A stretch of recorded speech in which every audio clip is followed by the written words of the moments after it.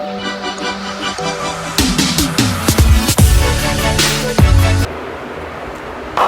Students, कैसे हैं आप सब लोग। आज मैं लेके आया हूं आप लोगों के लिए दो बहुत ही इंपॉर्टेंट क्वेश्चन डीसी मशीन के यूपीपीसीएल TG2 2019 के पेपर से।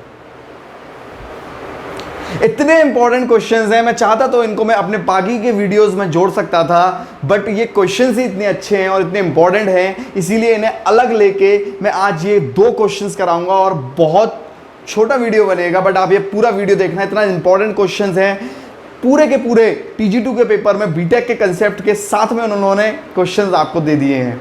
और समझना इसलिए बेहद ज़रूरी है क्योंकि आपको पता नहीं आपकी फैकल्टीज़ करवाई हैं या नहीं करवाई हैं, या फिर आपको ये कंसेप्ट पता होना चाहिए क्योंकि अपडेटेड, क्योंकि देखिए कायदे से तो ये क्वेश्चन नहीं आना चाहिए था, गलती किसी की भी नहीं है, मैं ये बिल्कुल मानता हूँ, ये कायदे से क्वेश्चन नहीं आना चाहिए था। ये जो क्वेश्चन है ये एक बहुत ही स्टैंडर्ड लेवल का क्वेश्चन है, IAS लेवल का क्वेश्चन है, गेट लेवल का क्वेश्चन है, बट आप लोगों को पूछा गया है तो करना तो पड़ेगा ही, है कि नहीं। तो याद रखिए कि ये क्वेश्चन का पूरा डिटेल कंसेप्ट मैं आपको बताऊंगा। दो क्वेश्चन है, पूरा वीडियो नहीं देखोगे तो फिर कैसे चलेगा यार। चलिए तो स्वागत करता हूं आपका, मैं चंद्र प्रकाश। पहला क्वेश्चन आप लोग स्क्रीन पर देख पा रहे होंगे कि 8 pole generator has an output of, देखिए आप लोग स्क्रीन पर पढ़ पा रहे होंगे कि एक 8 पोल का जनरेटर है जिसका आउटपुट क्या है। तो पोल कितने हैं, 8 हैं, और आउटपुट क्या है, करंट इसमें दिया हुआ है।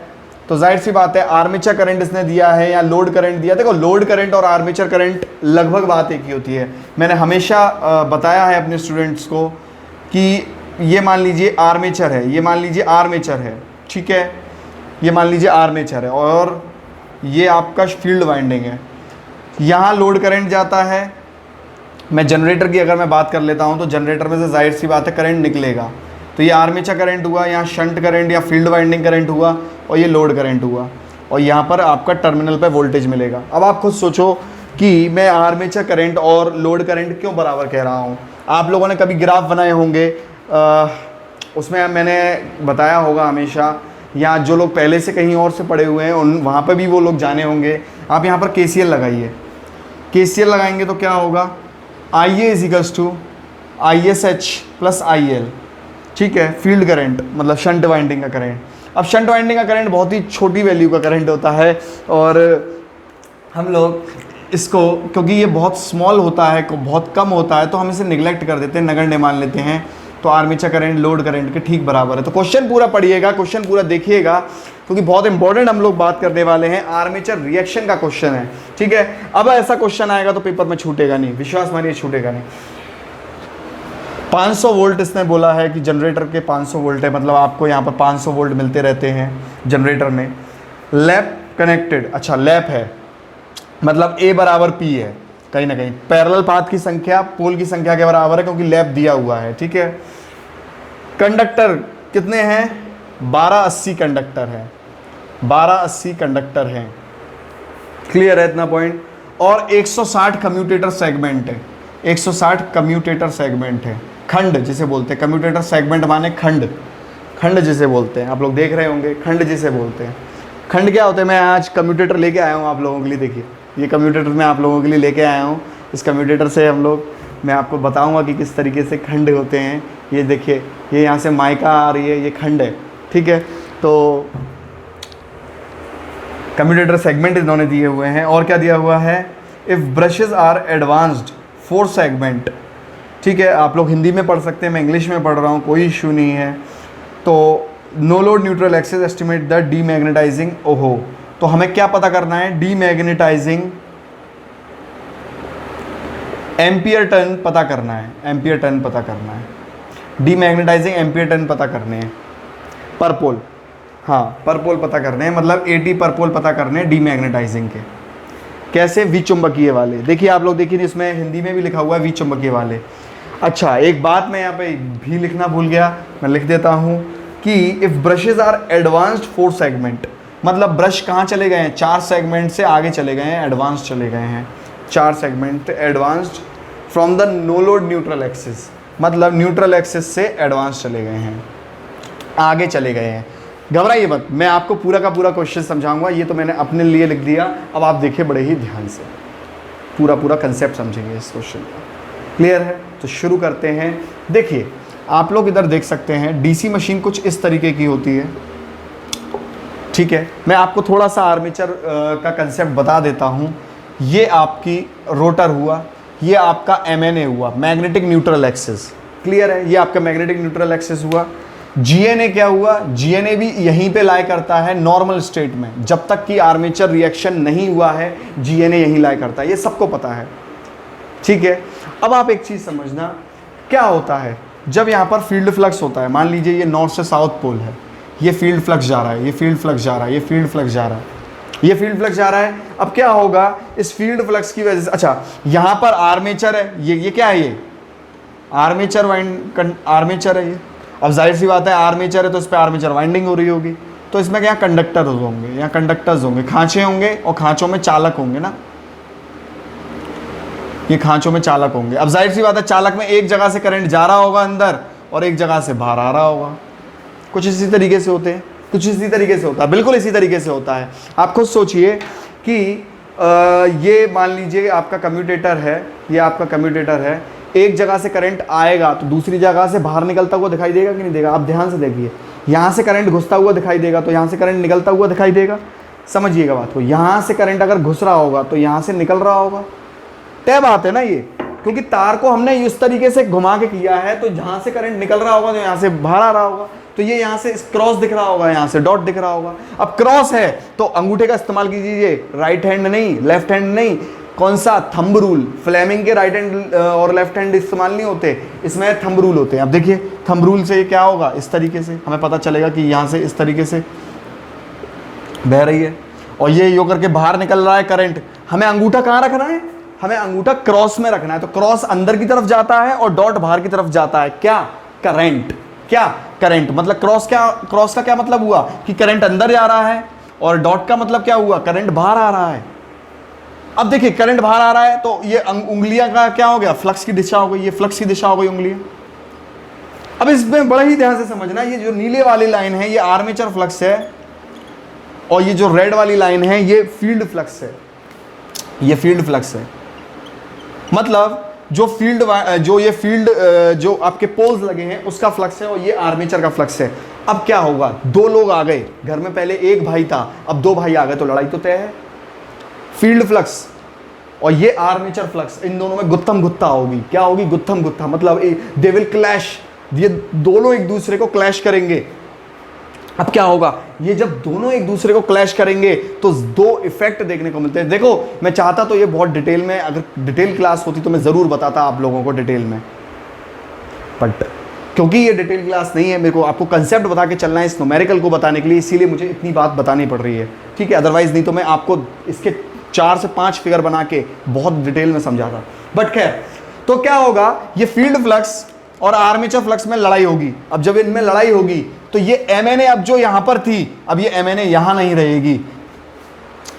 बड़े दुख के साथ सूचित करना पड़ रहा है, ये एमएनए अब सरक जाएगी, खिसक जाएगी। तो ये एमएनए कहां हो जाएगी? ये एमएनए इधर खिसक जाएगी। अच्छा, ये पता कैसे चला कि ये इधर ही खिसकेगी? क्योंकि मैंने ये मान के चल रहा हूं कि जनरेटर क्लॉकवाइज दिशा में है, ठीक है। तो जिस दिशा में जनरेटर घूम रहा होता है उसी दिशा में एमएनए खिसकती है। ये अपने आप में एक सवाल हो जाता है, याद रखिए, अपने आप में एक सवाल हो जाता है कि एमएनए किस दिशा में खिसकती है। एमएनए जनरेटर के घूमने की दिशा में खिसकती है, पर मोटर के लिए उसकी उल्टी दिशा में खिसकती है। मतलब मोटर अगर क्लॉकवाइज चल रही है तो एमएनए एंटी क्लॉकवाइज सरकेगी। पर सरकेगी क्यों? Armature reaction. आर्मेचर रिएक्शन क्या है? फील्ड फ्लक्स की लड़ाई आर्मेचर फ्लक्स के साथ ही आर्मेचर रिएक्शन है। Field flux when counters with the armature flux, it will create a phenomena called as armature reaction. इन दोनों की लड़ाई की वजह से आर्मेचर रिएक्शन होना शुरू होता है। और आर्मेचर रिएक्शन की अगर मैं बात करूं तो आर्मेचर रिएक्शन की मैं अगर बात करूं तो दो बहुत बड़े बड़े फिनोमेना यहां आकर करते हैं। मतलब आर्मेचर रिएक्शन की वजह से जो बीमारी होती है, आर्मेचर रिएक्शन की वजह से जो प्रॉब्लम्स आती हैं, वो दो प्रॉब्लम्स आती हैं। एक आती है क्रॉस मैग्नेटाइजेशन और एक आती है डीमैग्नेटाइजेशन। तो याद रखिएगा, ये सवाल पेपर में पूछ लिया जाता है कि क्रॉस मैग्नेटाइजेशन क्या काम करती है। क्रॉस मैग्नेटाइजेशन की वजह से, देखो मैं मैं जरूर डिटेल में बताता कि क्रॉस मैग्नेटाइजेशन क्या होती है। मतलब एमएनए का टेढ़ा हो जाना, एमएनए का टेढ़ा हो जाना क्रॉस मैग्नेटाइजेशन की वजह से होता है। तो ये आप लिख सकते हैं कि एमएनए गेट शिफ्टेड। तो एमएनए का जो सरकना होता है वो किसकी वजह से होता है? क्रॉस मैग्नेटाइजेशन की वजह से होता है। और डी मैग्नेटाइजेशन, विचुंबकीय इफेक्ट, ये क्यों होता है? इसकी वजह से क्या होता है? इस रोटर के अंदर ईएमएफ पैदा होता था। याद करो, मैंने आपको एक फॉर्मूला भी बताया, पंडित जवाहरलाल नेहरू उड़ गए 60 आदमी लेके, PNZ5/60A। तो जब मैंने ये फॉर्मूला बताया था, इसका मतलब ये ईएमएफ कहां पैदा होता है? रोटर के अंदर पैदा होता है।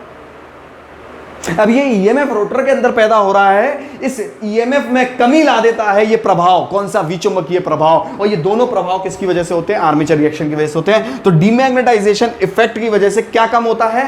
ईएमएफ कम हो जाता है। ईएमएफ गेट रिड्यूस्ड, ईएमएफ में कमी आ जाती है, ईएमएफ में कमी आ जाती है। याद रखिए इस चीज को।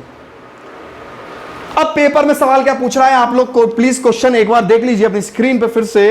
ईएमएफ में सवाल पूछ रहा है कि डीमैग्नेटाइजिंग एम्पियर टर्न की गणना करें, मतलब क्या है? एम्पियर टर्न की गणना करें मतलब क्या है? इसमें दो तरीके से सवाल पूछ सकता है। आज जो तुमसे सवाल पूछा है वो डीमैग्नेटाइजेशन का पूछा है, कल हो सकता है वो सवाल पूछे तुमसे क्रॉस मैग्नेटाइजेशन का पूछे। इसीलिए आज का वीडियो देखना बहुत ज्यादा जरूरी है।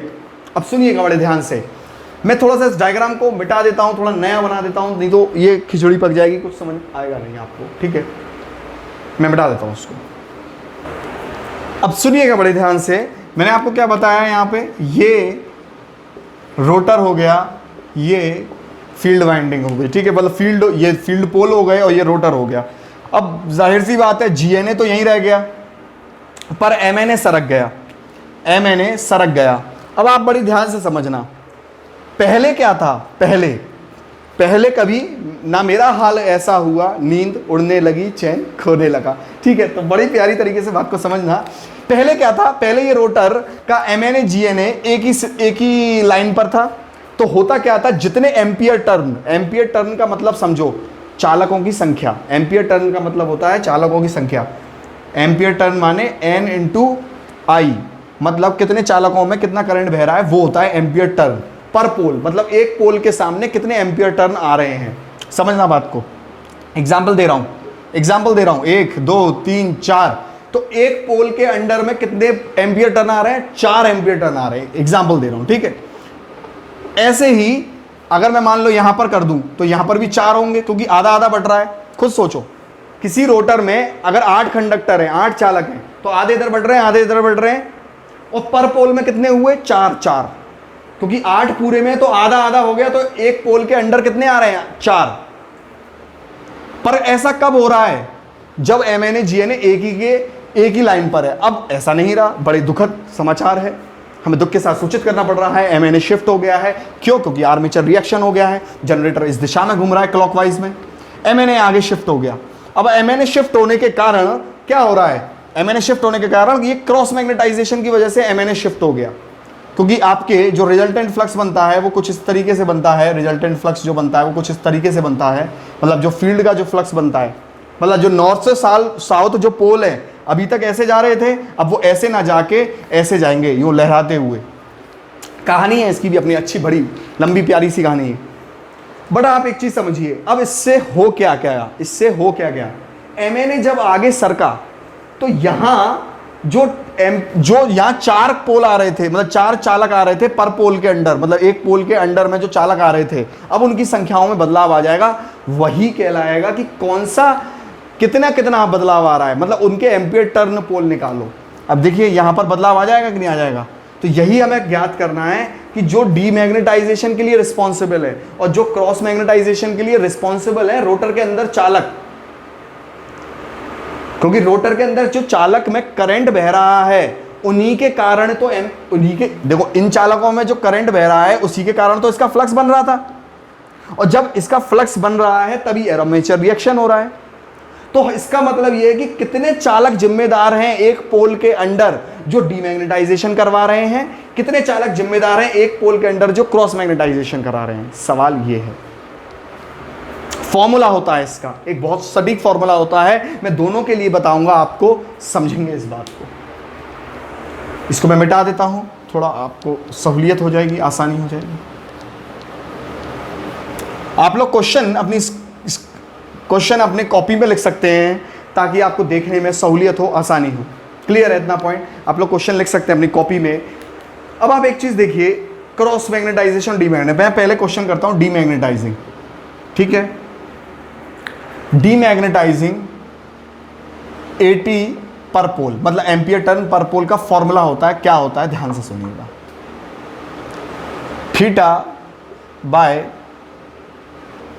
वो 2 नहीं है, वो 2 नहीं है, वो z है, ठीक है, वो z है, z है। इसे उतार लीजिए आप लोग।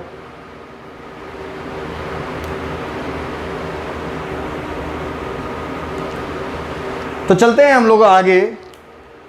ये क्या है? डीमैग्नेटाइजिंग एम्पियर टर्न पर पोल। ये याद रखिए इलेक्ट्रिकल थीटा है, इलेक्ट्रिकल थीटा है, ठीक है। अब ये आईए है armature current by A, Z by 2p, 2 theta by 180 degree. Question देखते हैं, क्योंकि बिना क्वेश्चन देखे ही दोबारा से ये चीजें नहीं होंगी।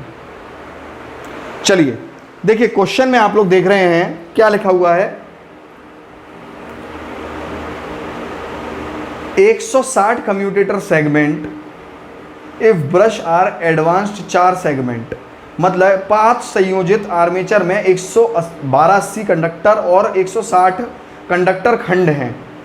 यदि ब्रश शून्य भार उदासीन अक्ष 4 खंड से आग्रती है, मतलब वो क्या कह रहा है, ये जो मैंने आपको MNA बताई थी ना, MNA आपको बताई थी, वो 4 खंडों से आगे है। MNA जो चली गई है, आगे हो गई है, वो 4 खंडों से आगे हो गई है। अब आप लोगों को ये चीज़ भली भांति पता होगी, ये अगर आर्मेचर है तो कम्यूटेटर कुछ इस तरीके का होता है, और बीच में कम्यूटेटर में ये खंड होते हैं जिसमें माइका से इंसुलेटेड होती है। ये देख सकते हैं आप लोग, ये खंड है और ये माइका से इंसुलेटेड है। क्लियर है इतनी बात? ये देखिए आप लोग पॉज करके भी देख सकते हैं ना इसको।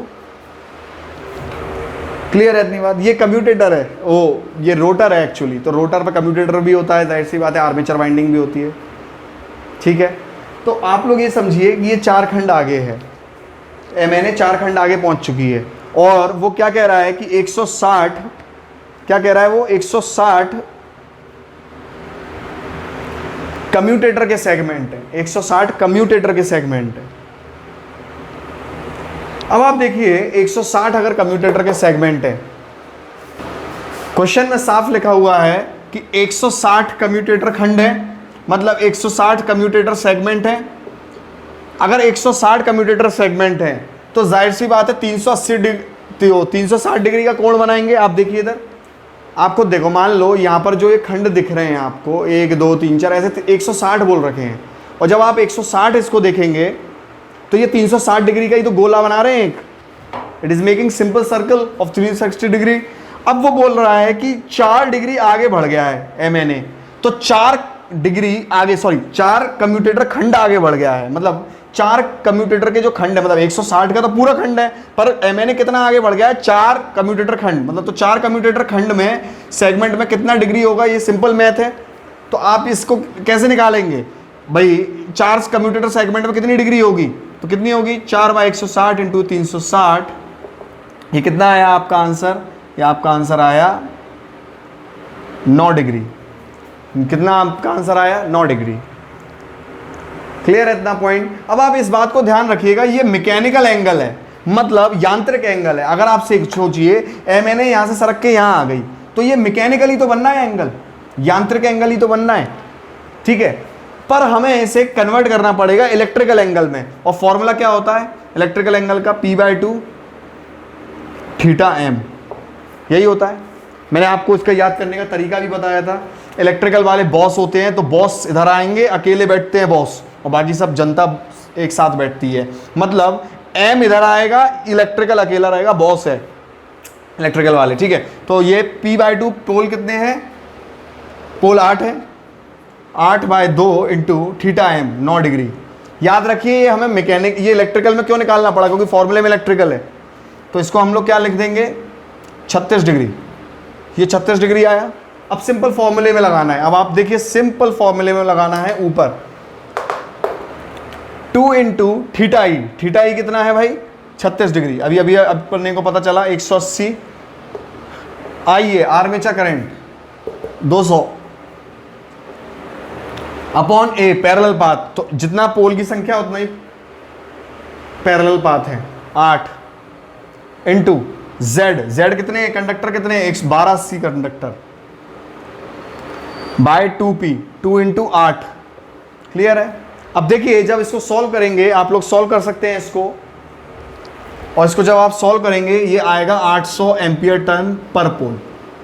क्लियर है, 800 एम्पियर टर्न पर पोल। अब ये जो क्वेश्चन था ये डीमैग्नेटाइजिंग के टर्न है, मतलब इस पूरे कम्यूटेटर पे 800 एम्पियर पर टर्न मतलब 880 एक पोल पे रिस्पॉन्सिबल है डीमैग्नेटाइजिंग करवाने के लिए। इतने पोल, इतने आर्मेचर टर्न मतलब इतने टर्नों की संख्या रिस्पॉन्सिबल है एक पोल के अंडर आ रही है जो डीमैग्नेटाइजिंग एम्पियर मतलब डीमैग्नेटाइजेशन करा रही है, विचुंबकीय इफेक्ट करा रही है। सेम चीज आपसे कल को पूछ सकता है क्रॉस मैग्नेटाइजेशन के लिए। किसके लिए पूछ सकता है? क्रॉस मैग्नेटाइजेशन के लिए पूछ सकता है। और बस उसमें आपको क्या करना है, क्रॉस मैग्नेटाइजेशन में पूछने के लिए यहाँ 2 थीटा, अगर ये क्रॉस मैग्नेटाइजेशन के लिए पूछेगा तो आपको 180 माइनस 2 थीटा ई कर देना है, मतलब इलेक्ट्रिकल एंगल। याद रखिएगा कल को अगर आपको क्रॉस मैग्नेटाइजेशन के लिए पूछेगा तो आपको क्या करना है, आपको सिंपली 180 माइनस 2 थीटा ई कर देना है। क्लियर है इतना पॉइंट। अगर मान लीजिए इसी क्वेश्चन में वो पूछता तो हम लोग क्या करते, अगर मैं क्रॉस मैग्नेटाइजेशन के लिए निकालता तो मैं इसे थोड़ा सा मिटा देता हूं, अगर मैं क्रॉस मैग्नेटाइजेशन के लिए निकालता तो मैं पूछ रहा हूं, ठीक है। तो क्रॉस मैग्नेटाइजेशन के लिए अगर मैं निकालता, क्रॉस मैग्नेटाइजेशन एम्पियर टर्न निकालता तो देखिए 180 minus 2 into theta E, 2 into theta E माने कितना हो गया 72 degree upon 180।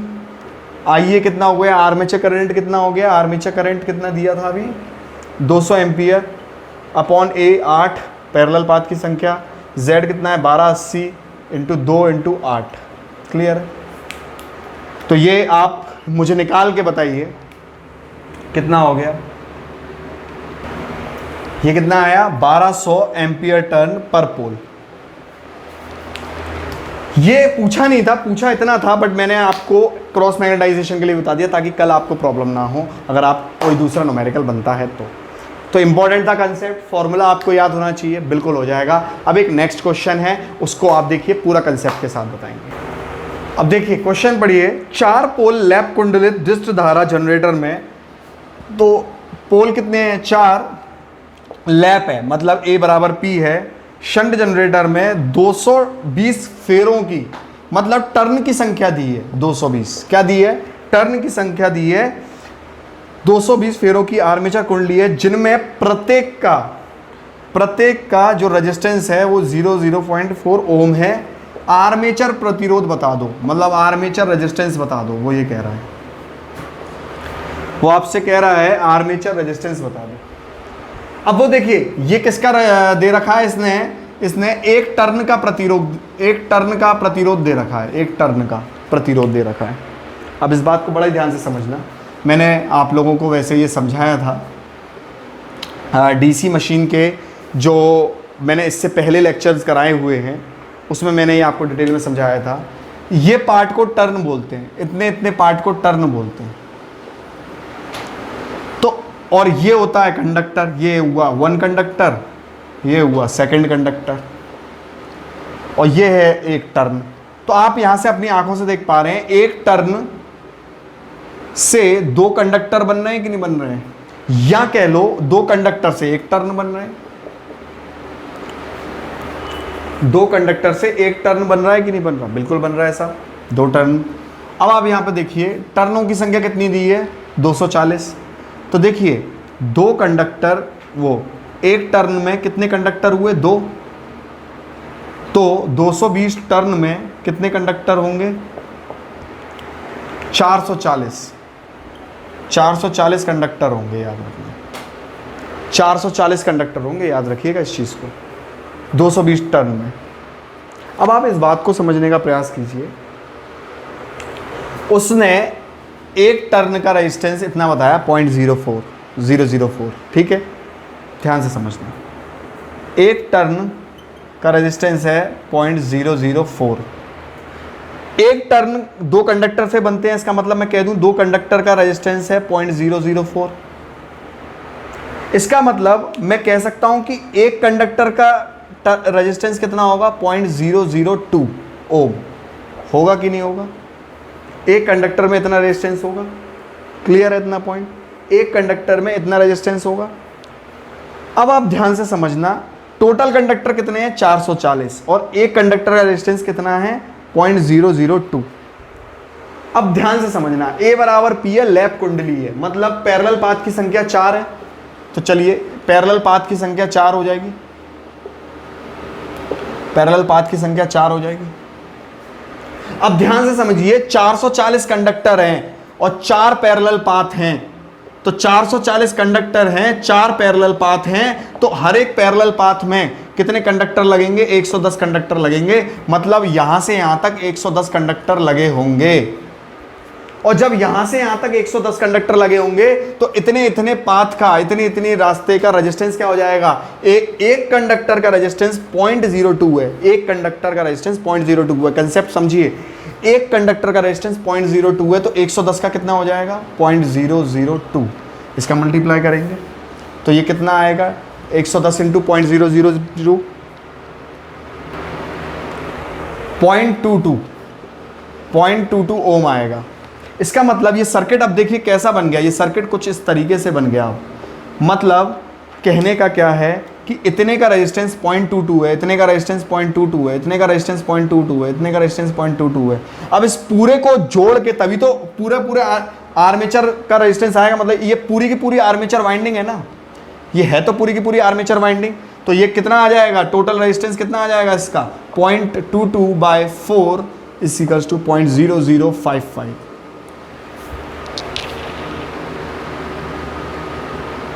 0.055 is the right answer. 0.055 is the right answer ohm. क्योंकि इसको जब को पैरेलल सॉल्व करेंगे तो बाय 4 हो जाएगा, सिंपल पैरेलल का गुणा बाय सम है। तो ये कितना हो जाएगा 0.055 ओम। तो ये है आपका सही आंसर। देखिए किस तरीके से हमने डिजाइनिंग से रिलेटेड, आप उसे उतार लीजिए एक तो काम कर लीजिए। तो देखिए हम लोगों ने किस तरीके से डिजाइनिंग से दो रिलेटेड इंपॉर्टेंट कंसेप्ट किए। आप लोग पेपर में छोड़ के मत जाइएगा ये कंसेप्ट, क्योंकि क्या पता कल को आपको इसी पेपर मतलब आगे आने वाले पेपर में ये कंसेप्ट मिल जाए आपको। क्लियर है? कैसा लगा लेक्चर बताइएगा। Thank you and have a nice day. Share करना मत भूलिएगा, मोटिवेशन मिलता है ताकि आप लोगों के लिए बेहतर से बेहतर कंसेप्ट हम लोग लेके आएँ। ठीक है, थैंक यू।